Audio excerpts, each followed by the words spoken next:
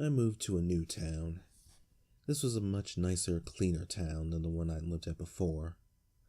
Not the sort of town you'd expect to have things wrong with it.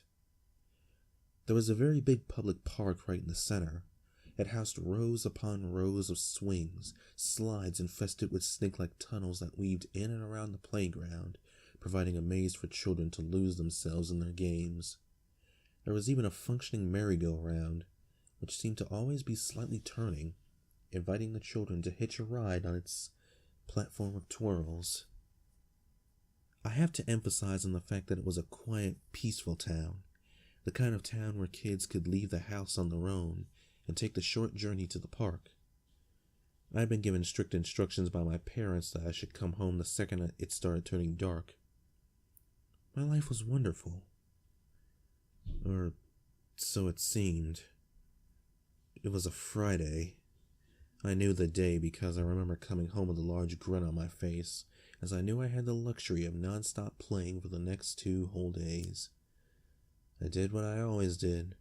I chucked my school bag on my bed and was ordered to change into other clothing. In a matter of minutes, I was ready to descend into a world of utter fun. I felt like nothing could stop me. The tunnels were always my favorite. It was so easy to get lost in them, which made great fun for playing hide and seek with my only 2 friends, Billy and Tom. They were both in my class, and we, like many 8-year-olds, loved any game that filled us with pure adrenaline. We were going to play murder. I don't expect anyone to know this game, seeing as we made it up.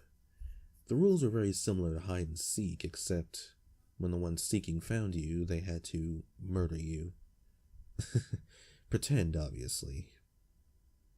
It was nearing winter, as I remember being slightly cold as I wormed my way around the tunnels, furiously trying to find a perfect hiding spot. Billy was the seeker. Tom had hidden behind the merry-go-round. I was alone. It must have been maybe 10 minutes, which for an 8-year-old felt like a year, when I decided to do what all kids do when they get bored. Give up. I give up, I shouted, my voice echoing throughout the tunnels. I'm in the tunnels. I give up. I heard sudden shuffling from one end of the tunnel. Now I don't know why, but I froze still. I didn't call out again, I just waited. Something wasn't right. Billy would always say something before coming in after someone in the tunnels. He'd always congratulate them on being the last to be found, or for cheating by hiding in the endless maze of tunnels. As I stood frozen, the shuffling grew louder. I could tell it was starting to get dark outside as the tunnels slowly began to lose any light in them, slowly but surely dropping into darkness. I began to slowly shuffle backwards. The sound of shuffling ahead of me grew louder, as if someone or something way too big for the tunnel was trying to navigate around. Come out, it's time to go home now. A very creepy voice echoed through the tunnels. It sounded like when a grown man talks to small children, talking slightly higher pitched. This was definitely wrong. I probably would have come out if the voice was outside, but it wasn't. It was inside the tunnels. Why would an adult crawl inside? As I was shuffling further and further back, the face of an old man appeared in the darkness ahead of me. Patches of hair on his head, and a definite look of someone who hadn't showered in the last week.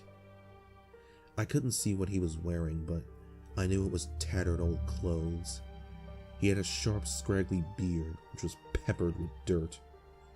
The second we made eye contact, he just smiled at me, revealing his filthy, underbrushed teeth, which had blotches of brown and black covering them entirely. I panicked, turned around, and began shuffling on all fours as fast as I could, the shuffling behind me growing louder and quicker. He was chasing me. I sped through the maze for what felt like an eternity.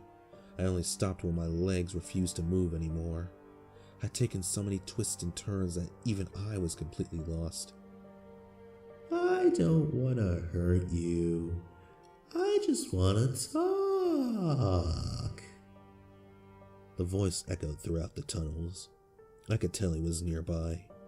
I pressed my body against the bottom of the small, narrow tunnel and listened. He continued to make soft cooing noises, begging me to come out and present myself to him. I lay in that tunnel for hours. No exaggeration. Even after I heard him curse to himself and angrily force his way out of the tunnel, I continued to wait. Thoughts raced my mind of me coming out the tunnel, only to be met by that same smile that once greeted me. In the darkness of the tunnel, I could make out blue flashing lights on the outside. I heard frantic voices calling 3 names repeatedly. Billy? Tom? Michael? When I heard my name, my heart slowly began to calm. My parents had come. I easily shuffled out of the tunnels, guided by the wet dirt scraping along the walls of the tunnel, the way the man must have gone. Outside, I was greeted by several police cars, their lights flashing.